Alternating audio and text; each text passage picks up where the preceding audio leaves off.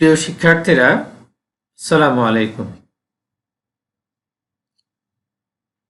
আমরা আমাদের চলতি পাঠ tense and right use of verbs এর টেন্স অধ্যায়ের পার্ট 5 এর উপর আজকে আলোচনা রাখব।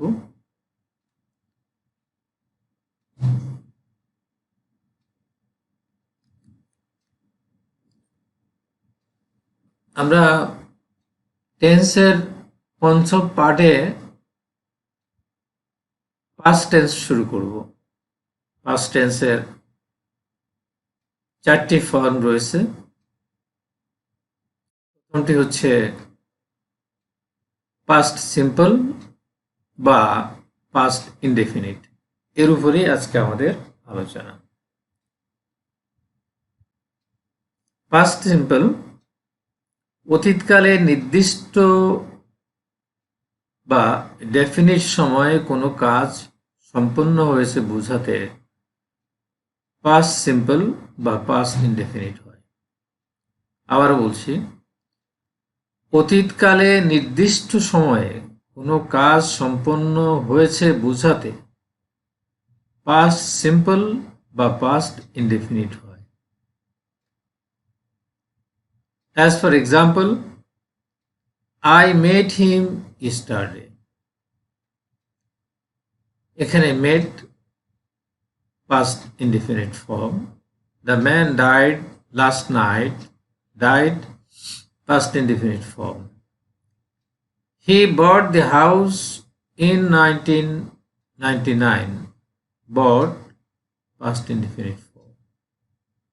My uncle went to New York last year. Went এখানে past simple বা past indefinite form. Past simple বা past indefinite এর স্ট্রাকচারটা নিম্নরূপ: subject plus past form of the verb plus extension. আমাদের উপরের প্রত্যেকটা সেন্টেন্সই আমরা সাবজেক্টের পরে past form of the verb পেয়েছি। এরপরে প্রত্যেকটাতেই কিছু কিছু এক্সটেনশন বা বাড়তি শব্দ সেখানে আমরা লক্ষ্য করেছি। প্রথম সেন্টেন্সে মেড ভার্বের পরে হিম ইয়েস্টারডে, এভাবেই প্রত্যেক সেন্টেন্সে কিছুটা বাড়তি শব্দ সমষ্টি সেখানে আমরা দেখতে পাই। এটা হচ্ছে এক্সটেনশন। ফর্ম, আমরা প্রত্যেকটা টেন্সের আলোচনাতেই ফর্ম বলে একটি আলাদা কলাম, আলাদা টেবিল আমরা তৈরি করেছি তোমাদের বোঝার জন্য। এতে 3টি বিষয় রয়েছে। একটি হচ্ছে সেন্টেন্সের অ্যাফার্মেটিভ ফর্ম, দ্বিতীয়টি হচ্ছে নেগেটিভ ফর্ম, তৃতীয়টি হচ্ছে ইন্টারোগেটিভ ফর্ম। আমরা লক্ষ্য করি I, we, you, he, she, they worked. Negative I, we, you, he, she, they did not work. Interrogative: did I, we, you, he, she, they work? এবারে আমরা past simple ফর্মের uses এর ব্যবহার, এই ব্যবহারের ক্ষেত্রে রাইট ইউজ অফ আমাদের আলাদা আলোচনা রয়েছে, যদিও রাইট ইউজ অফ ভার্বের তো আমরা ইতিপূর্বে প্রেজেন্ট সিম্পলের 4টা ফর্মে আমরা যে আলোচনা করেছি, সেখানে কিন্তু আমরা প্রত্যেকটা ক্ষেত্রেই আমরা এগুলোর ইউজেস আমরা জানতে চেষ্টা করেছি, শিখতে চেষ্টা করেছি। আজকে থেকে আমরা পাস্ট টেন্সের বিভিন্ন ফর্মগুলোর past indefinite, past continuous, past perfect, past perfect continuous আমরা পর্যায়ক্রমে সেগুলো শিখব। এগুলো আমাদের রাইট ইউজ অফ ভার্বের ক্ষেত্রে যথেষ্ট গুরুত্বপূর্ণ বিষয়। তোমরা মনোযোগ দিয়ে লক্ষ্য করো। নাম্বার 1, যদি এ দেওয়া আছে এখানে, অতীতকালের কাজ, an action in the past, অতীতকালের কাজ বা অ্যাকশন বোঝাতে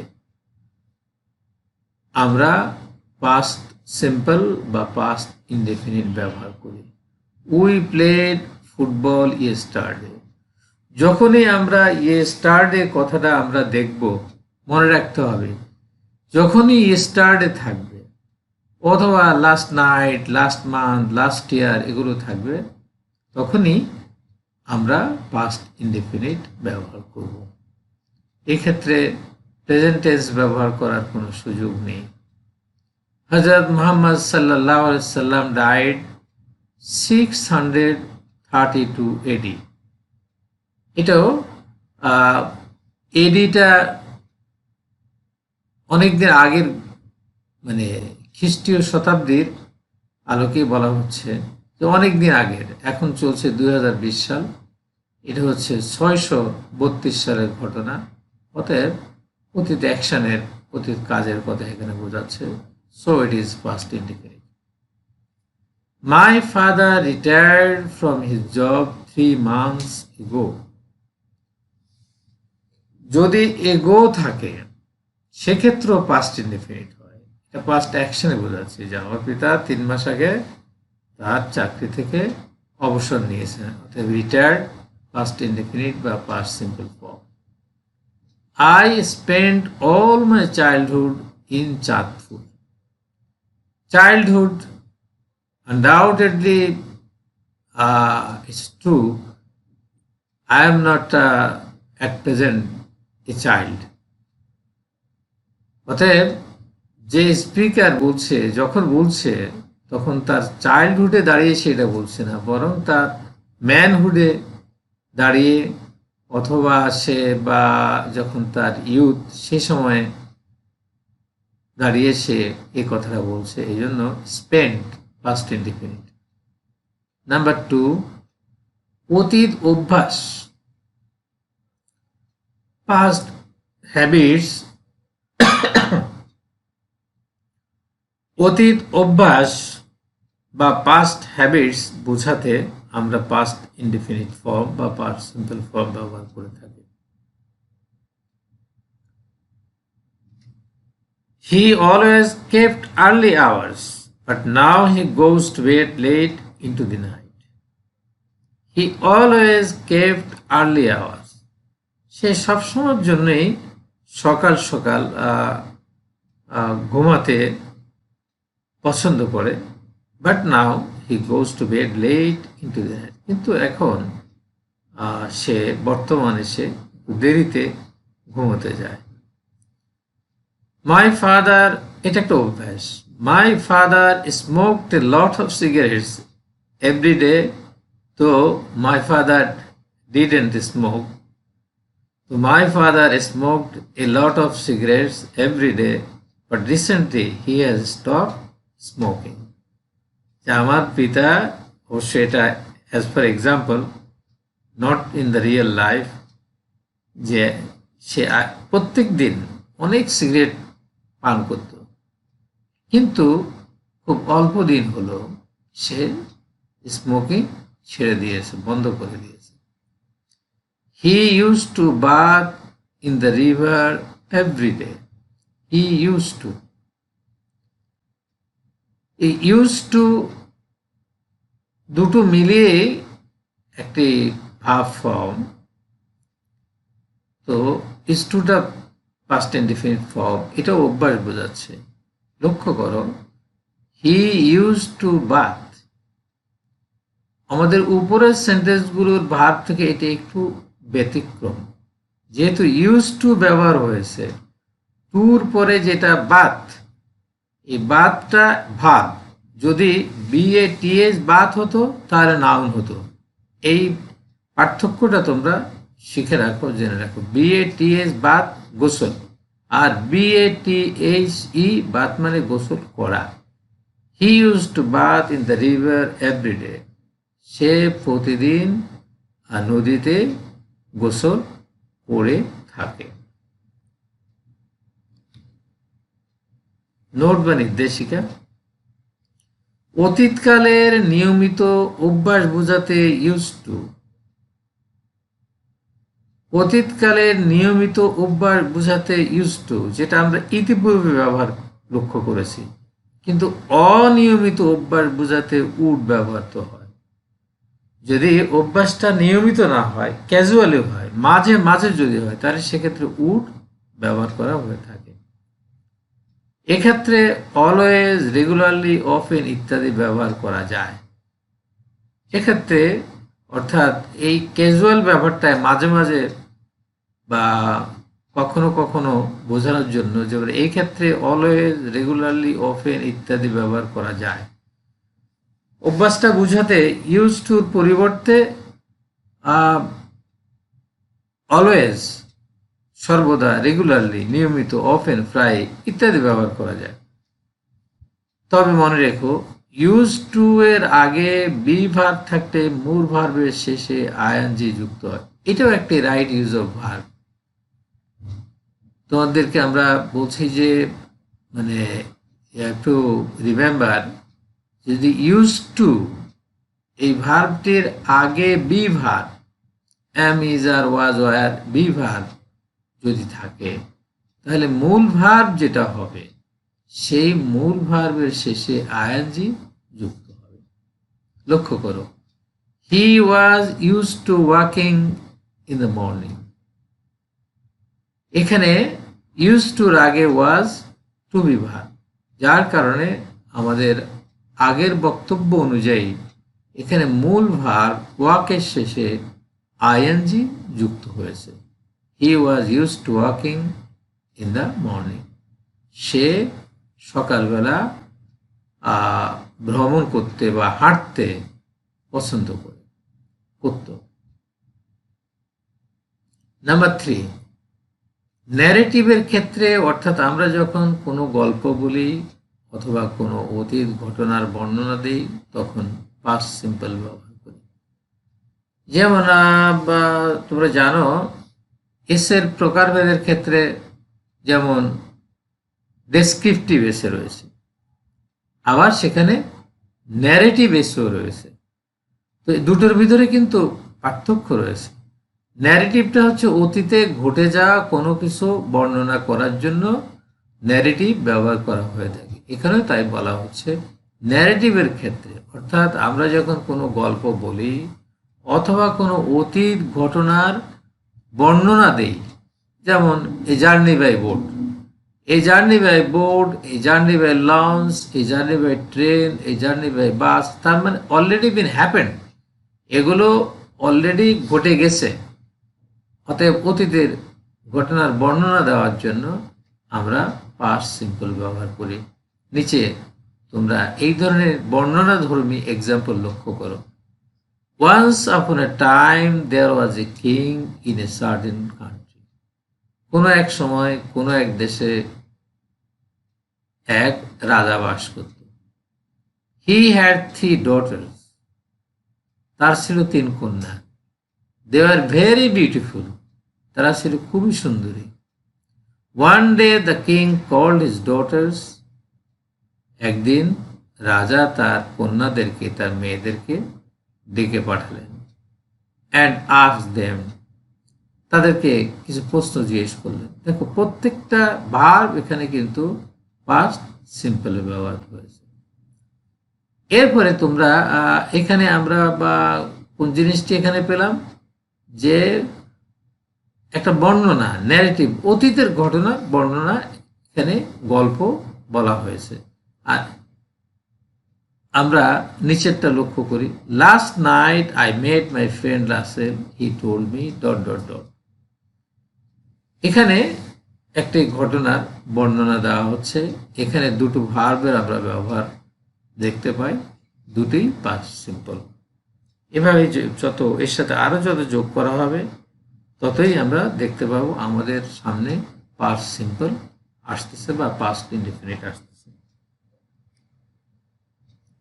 নাম্বার 4, বর্ণিত সময়, at the time stated, বর্ণিত সময়ে কোনো কাজ চলতেছিল বোঝাতে, অর্থাৎ যে সময়ের বর্ণনা দেওয়া হচ্ছে সেই সময়ে যদি কোনো কাজ চলতে থাকে তাহলে পাস্ট সিম্পল বা পাস্ট ইনডেফিনিট ফর্ম হয়ে থাকে।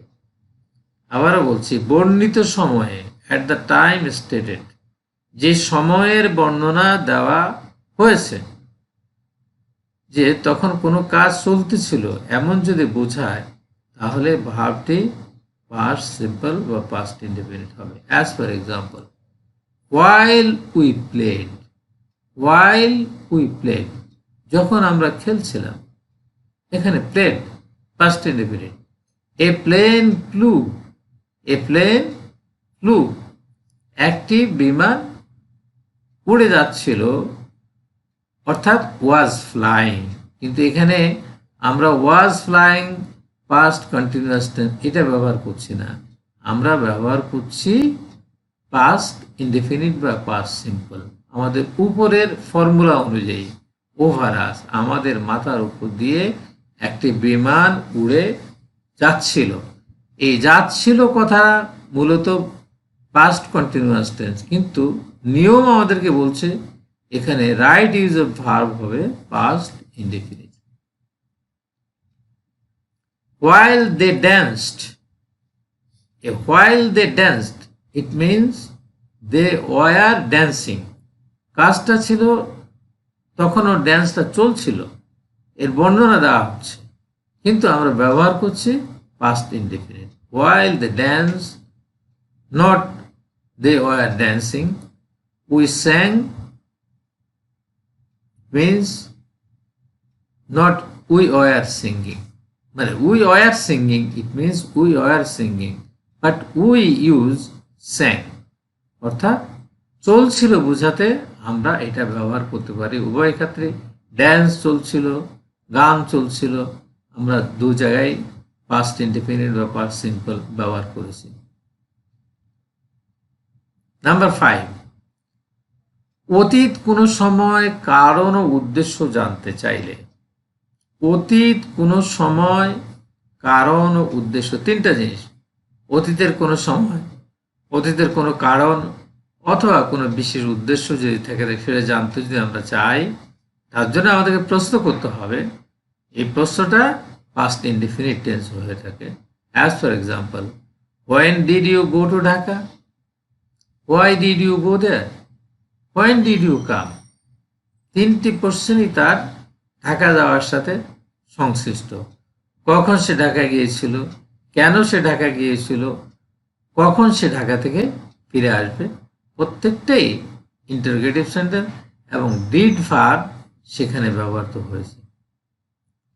নাম্বার 6, সিন্স কনজাংশন যুক্ত সেন্টেন্সের প্রথম অংশ প্রেজেন্ট ইনডেফিনিট কিংবা প্রেজেন্ট পারফেক্ট টেন্স হলে পরবর্তী অংশ পাস্ট ইনডেফিনিট হবে। দেখো, খুবই গুরুত্বপূর্ণ একটি ইউজ এখানে, যে কোনো সেন্টেন্সে যদি সিন্স এই কনজাংশনটি ব্যবহার হয়, তো এই সিন্সটা মাঝখানে যদি বসে, তার আগে যদি প্রেজেন্ট ইনডেফিনিট বা প্রেজেন্ট সিম্পল থাকে অথবা প্রেজেন্ট পারফেক্ট থাকে, তাহলে এর পরবর্তী অংশে যে ভার্বটি হবে সেটি হবে পাস্ট ইনডেফিনিট।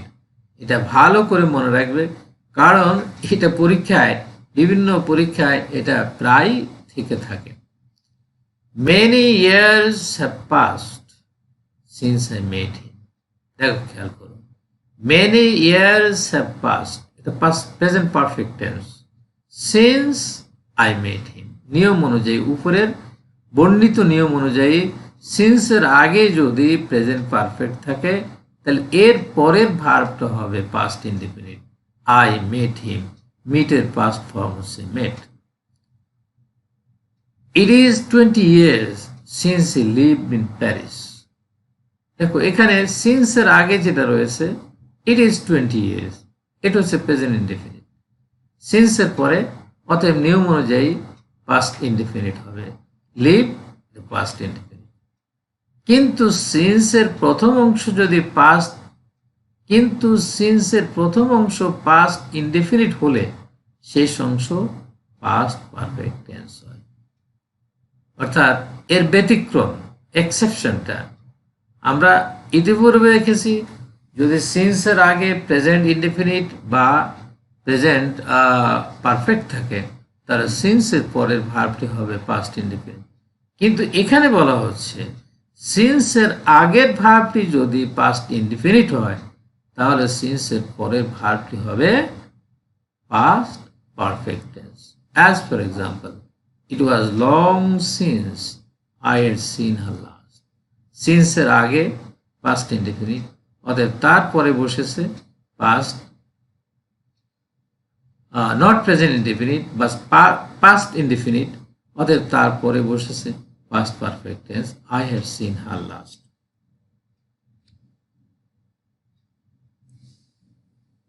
এরপরে পয়েন্ট, আনরিয়েল পাস্ট বা কন্ডিশনালের ক্ষেত্রে, আনরিয়েল পাস্ট বা কন্ডিশনালের ক্ষেত্রে as though, as if, wish, it is time, it is high time, would sooner, would rather, if এর পর আনরিয়েল পাস্ট মানে অবাস্তব অতীত অথবা কন্ডিশনাল শর্তযুক্ত যদি কোনো অতীতকে বোঝানো হয়, তাহলে সেক্ষেত্রে এই শব্দগুলো ব্যবহার করা হয়ে থাকে, এই ফ্রেজগুলো ব্যবহার করা হয়ে থাকে। As though it's a phrase, as if, wish, it is time, it is also a phrase, it is high time, would sooner, would rather, if, এগুলোর পরে সাধারণত পাস্ট ইনডিফিনিট ফর্ম ব্যবহৃত হয়ে থাকে। লক্ষ্য করো, I wish I were a child again, মানে এটা হওয়ার কোনো সম্ভাবনা নেই, ইট ইজ কোয়াইট আনরিয়েল। মানে আমি বুড়ো হয়ে গেছি, 60-65 বছর বয়স, এখন যদি মনে করে যে আমি আবার 5 বছরের বা 6 বছরের শিশু যদি হতাম, এই যদি হতাম এটা আমার একটা ইচ্ছা, it's not real, it's unreal. He talks as if he were mad, সে এমনভাবে কথা বলছে মনে হচ্ছে সে একটা পাগল। If you came I would go, if you came I would go, এটা কন্ডিশনাল, একটা শর্ত। যদি তুমি মানে আসো তাহলে আমি যাব। তো এখানে বলা হচ্ছে যে যদি তুমি আসতে, if you came I would go, তাহলে আমি যেতাম। শর্ত, তুমি আসোনি তাই আমি যাইনি, কন্ডিশনাল, যেটা আমরা উপরে বলেছি। It is high time we leave the place, এটাই ইট ইজ হাই টাইম মানে এটা উপযুক্ত সময়, উই লেভ দ্য প্লেস, এই স্থান আমাদের ত্যাগ করার জন্য। অতএব আমরা লক্ষ্য করলাম আনরিয়েল পাস্ট বা কন্ডিশনালের ক্ষেত্রে পাস্ট ইনডিফিনিট বা পাস্ট সিম্পল ব্যবহৃত হয়ে থাকে। এখন আমরা আর একটি জিনিস দেখব, সেটা হচ্ছে আমরা কম্পেয়ার করব যে প্রেজেন্ট পারফেক্ট এবং পাস্ট সিম্পল এই দুটোর মধ্যে যে আসলে সেন্টেন্সটি কি প্রেজেন্ট পারফেক্ট না past simple, present perfect or past simple, এই তুলনাটা। কারণ হচ্ছে আমরা অনেক সময়ই প্রেজেন্ট পারফেক্টে পাস্ট সিম্পল ভেবে ভুল করি, আবার পাস্ট সিম্পলকে প্রেজেন্ট পারফেক্ট বলে আমরা ভুল করি। এখানে লক্ষ্য করো, he has written 3 letters today, he has written 3 letters today, এটা হচ্ছে প্রেজেন্ট পারফেক্ট। কারণ টুডে মানে আজকে, এটা বর্তমান কালকে বোঝাচ্ছে। হি রোড 3 letters yesterday, তো এটা অলরেডি বিন ফিনিশড, ফিনিশ সময় সম্পর্কে এর আগে আরো বলেছি। যদি ইয়েস্টারডে থাকে, যদি ইয়েস্টারডে থাকে, টুডে হচ্ছে বর্তমান কাল, ইয়েস্টারডে হচ্ছে অতীতকাল। অতএব ন্যাচারালি যখনই আমরা বলছি রোড মানে ইয়েস্টারডে বলছি, তার মানে হচ্ছে কাজটা শেষ হয়ে গেছে, অতএব এটা পাস্ট সিম্পল বা পাস্ট ইনডেফিনিট টেন্স হবে। তাহলে ডিফারেন্স দুটোর মধ্যে আমরা ডিফারেন্সগুলো বুঝতে হবে। তো সহজে বোঝার জন্য এখানে ডিফারেন্সটা টুডে প্রেজেন্ট পারফেক্ট টেন্স বোঝানোর জন্য, ইয়েস্টারডে পাস্ট সিম্পল বোঝানোর জন্য। আমরা এই দিকটা যদি আমরা খেয়াল রাখি তাহলে আমরা দুটোর তফাৎ, দুটোর যে ডিফারেন্স, সেটা আমাদেরকে বোঝা সহজ হবে। Have you seen Rana this morning? Present perfect tense. Have you seen Rana this morning? আজ সকালে, এই প্রভাতে তুমি কি রানাকে দেখেছো? তো তার মানে কি এখনো মর্নিং শেষ হয়নি, এই সকালবেলার ঘটনা এটা। Did you see Rana this morning?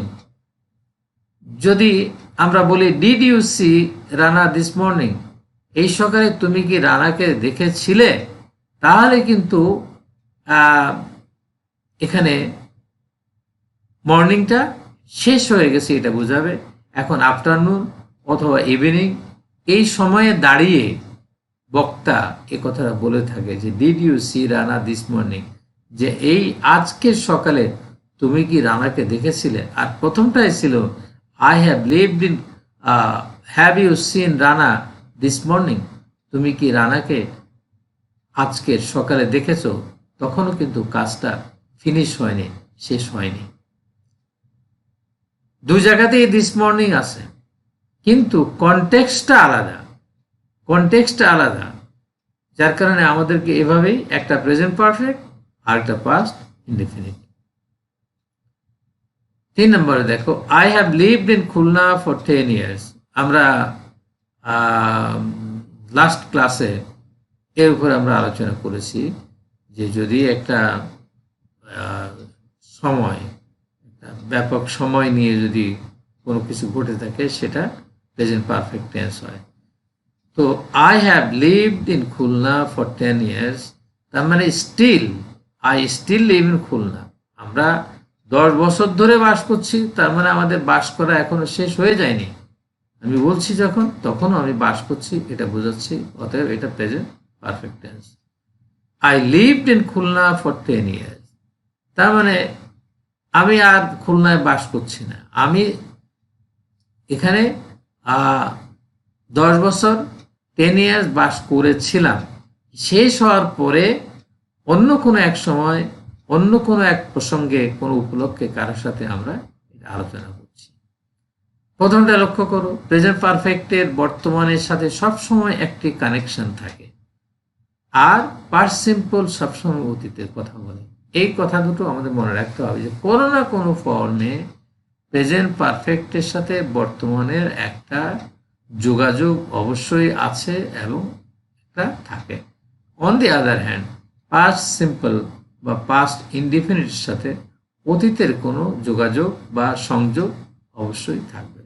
এই দুটো কথা মনে রাখলেই আমরা বুঝতে পারবো যে সেন্টেন্সটি whether it is present perfect or past simple. অতএব এই ছকটি, এই তালিকাটি আমাদেরকে মনে রাখতে হবে, আমাদেরকে মেমোরাইজ করতে হবে। তাহলেই আমরা প্রেজেন্ট পারফেক্ট এবং পাস্ট সিম্পলের মধ্যে একটি আমরা যে কম্প্যারিজন দেখানোর চেষ্টা করেছি, সেটা তোমাদের বুঝতে সহজ হবে। ডিয়ার লার্নার্স, আমরা আমাদের ক্লাসের শেষ পর্যায়ে পৌঁছে গেছি। আগামী দিন আমরা